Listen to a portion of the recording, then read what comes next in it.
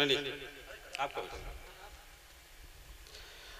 और अमन सनो बदन सिंह विधायक जी कहाँ हैं, स्वागत जी करें।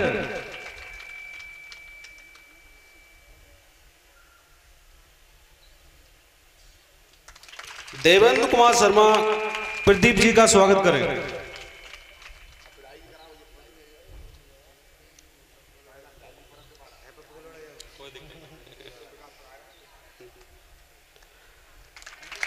अमन कुमार साग सनोप श्री देवकी नंदन विधायक जी का स्वागत करेंगे।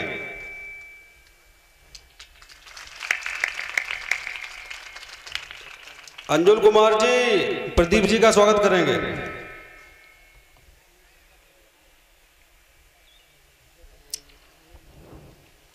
राघवेंद्र साग विधायक जी का करेंगे स्वागत।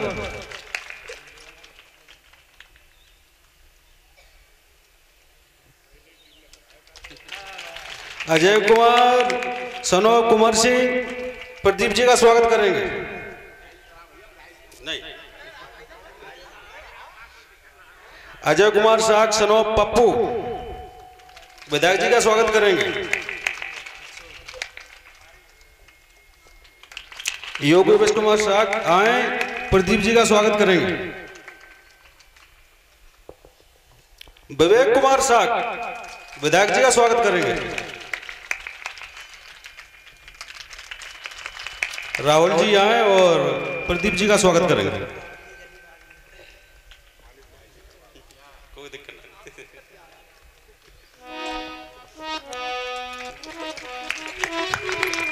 गौरपाल पप्पू आए विधायक जी का स्वागत करें।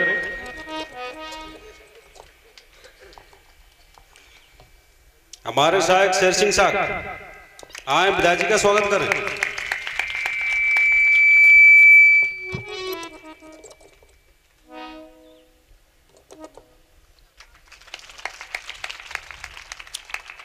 और रमाऊ साग आए विधायक जी का स्वागत करें।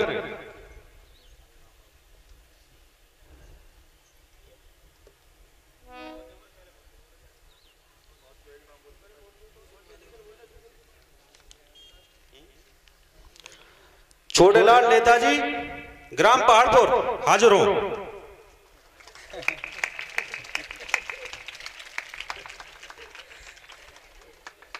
फोटो ले ले।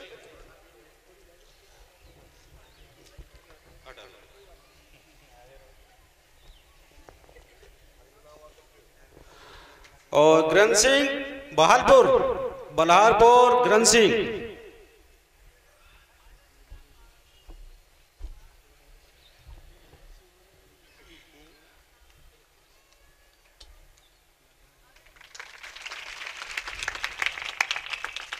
इलाकेदार आए और विधायक जी का स्वागत करें।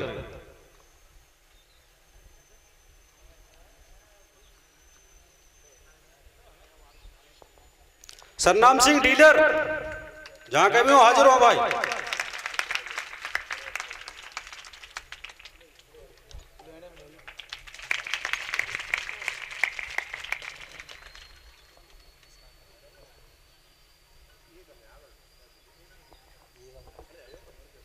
इधर से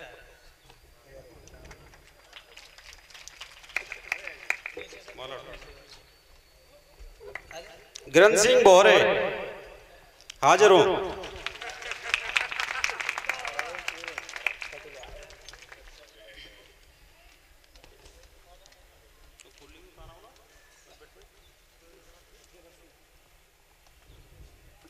जबर सिंह साग निवासी कुल्ली आए विधायक जी का स्वागत करें।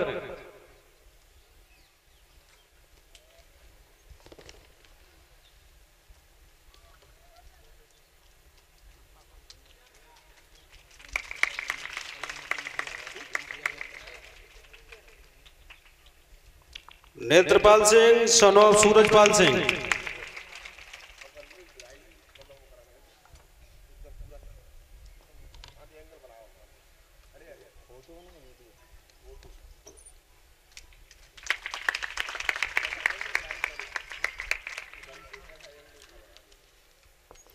और मैं विधायक जी से चाहूंगा कुछ शब्द स्टेज बोले।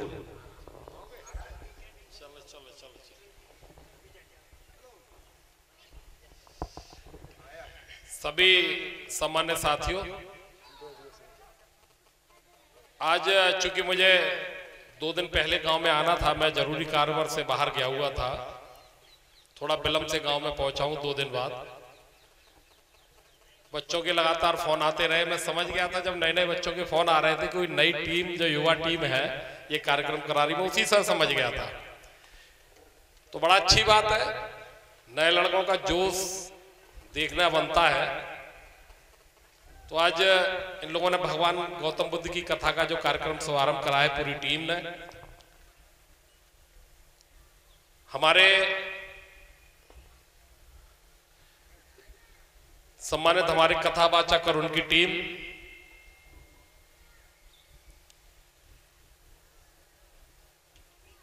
मनोज कुमार, मनोज ब्लास्टर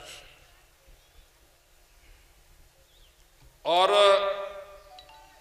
पूरी गांव की जो युवा टीम जिन्होंने कार्यक्रम शुभारंभ कराया, कई लड़के होंगे से कई नाम होंगे पूरी टीम में, सभी सम्मानित हमारे छोटे भाई, मेरे सामने बैठे मेरी माता और बहनों और मेरे बुजुर्गों, सबसे पहले मैं अपना से बड़ों का चरणवंदन करता हूं और आप सबको नमन भी करता हूं। आज चूंकि बड़ा खुशी होती है कि गांव गांव हम लोग भगवान गौतम बुद्ध के प्रचार प्रसार और बुद्ध की कथा के कार्यक्रम से लोगों की सोच को जगाने का कार्यक्रम मतलब सोच को जगाने का काम करते हैं। जब मैं 2007 में पहली बार चुनाव जीता था, सोरो विधानसभा से विधायक था, तो वहां पर उस समय इतनी जागृति नहीं थी, लोग कार्यक्रम नहीं कराते थे। लेकिन जब 7 से 12 लगातार मैं विधायक रहा, तो धीरे धीरे निरंतर भगवान गौतम बुद्ध की कथा के कार्यक्रम बढ़ते गए। और जब 12 से लेकर के 17 तक, फिर मैं महापुर से दोबारा जब विधायक बना तो 17 तक मैंने देखा हर गांव में भगवान गौतम बुद्ध की कथा के कथा के माध्यम से हम लोगों ने अपने लोगों को जगाने का काम भी किया और भगवान बुद्ध का प्रचार प्रसार भी किया। ये मेरा सौभाग्य तथागत का आशीर्वाद है कि तीसरी बार मैं पटियाली से भी एमएलए बना। मैं केवल चूंकि ये भगवान गौतम बुद्ध का मंच है, कोई राजनीतिक मंच नहीं है ना, राजनीतिक होता तो दूसरी बात करता। तो बुद्ध के मंच से केवल इतना जरूर कहना चाहता हूं कि ये जो नई टीम है हमारी, और पहले की अपेक्षा जो युवा टीम आ रही है, जो नई टीम आ रही है, यही नहीं हर जगह बहुत अच्छे अच्छे लड़के निकल के आ रहे हैं जिनकी सोच में भी परिवर्तन है। और निरंतर वो लोग समाज के साथ साथ अन्य विषयों पर भी ध्यान देने का काम भी कर रहे हैं। भगवान गौतम बुद्ध भी यही कहते थे कि जिस घर में शिक्षा की ज्योत जलती है वो घर और परिवार निरंतर तरक्की की ओर जाने का काम करता है। हम लोग भगवान गौतम बुद्ध की तो बात करते हैं, और चूंकि अयोध्या नगर तो काफी पहले से बहुत ही एक्टिव गांव है, जहां पे जिस स्थान पर लगातार वर्षों से भगवान बुद्ध के कार्यक्रम के साथ साथ तमाम लोगों में एक्टिविटी, नए नए लड़कों में एक्टिविटी रही है। क्योंकि पहले जब ये गांव सकीट विधानसभा में आता था, सकीट में ही आता था ना, माननीय सूरज सिंह साहब की भी यहाँ से विधायक कई बार आप लोगों ने बनाया है, मंत्री भी बनाया उन्हें।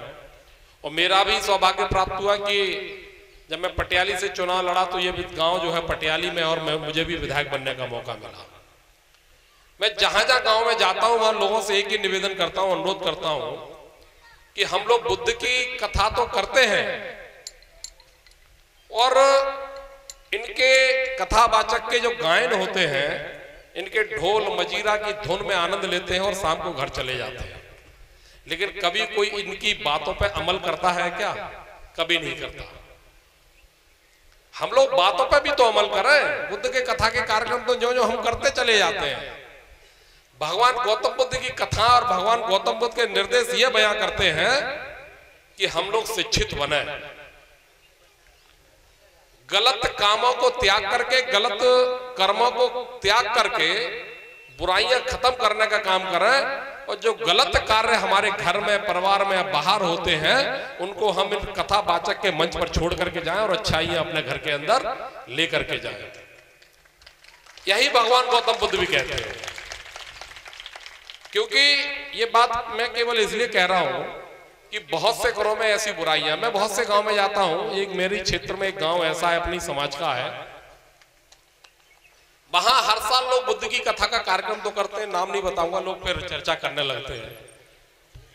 हर साल बुद्ध का कार्यक्रम करते हैं, लेकिन जब मैं गांव में घुसता हूं, मुझे शाम को 5 बजे के बाद मुझे भी इस गांव में जाने में डर लगता है कि इस गांव के अंदर 5 बज गए, अब जाऊं या ना जाऊं।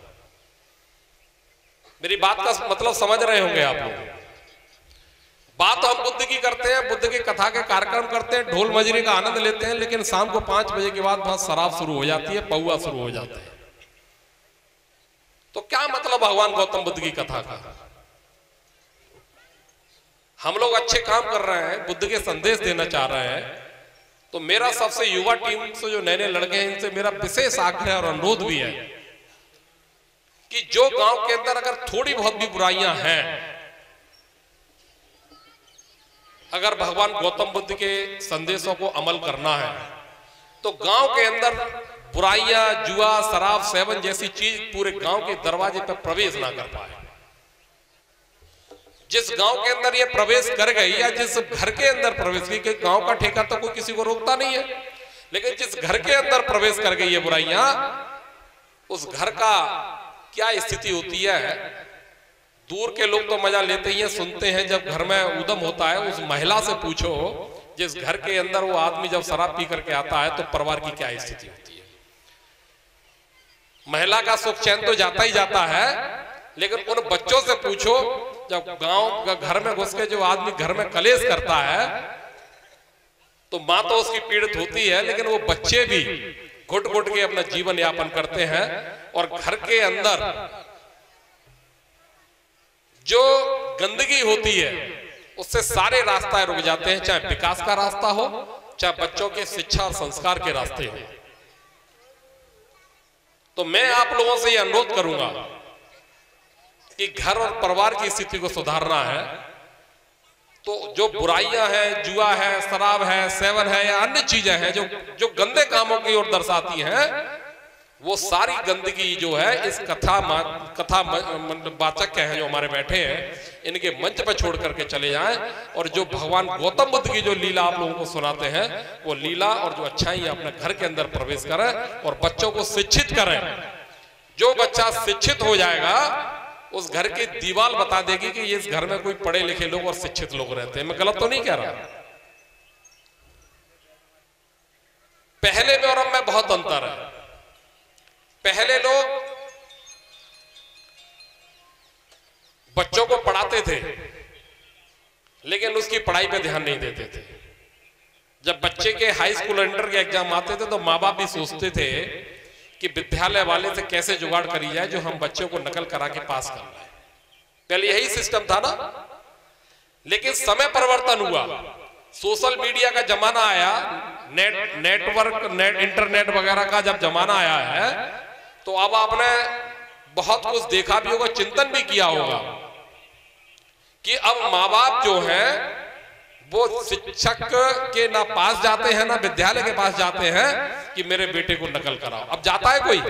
अब कोई नहीं जाता, क्योंकि हर माँ बाप ये चाहता है कि मेरा बच्चा अच्छा पढ़ लिख करके जनपद में नाम रोशन करे, प्रदेश में नाम रोशन करे, और देश में भी कहीं ना कहीं जाकर के मेरे बच्चे का नाम रोशन हो। ऐसे हम लोग उम्मीद भी करते हैं।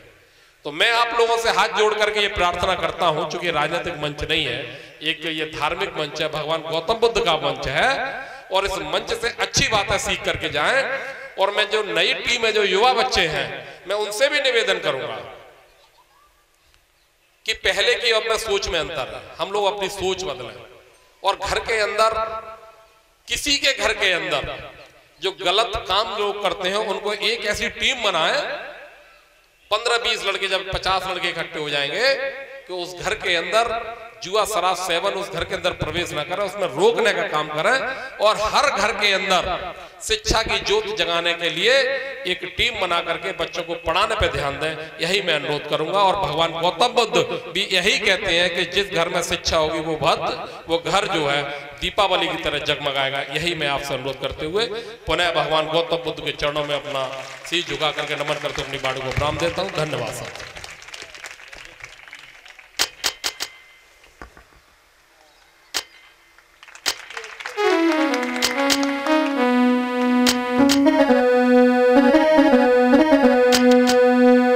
आइए समय को देखते हुए भगवान बुद्ध के चरणों में दो समर्पित करते हुए कथा प्रसंग को आगे बढ़ाएंगे।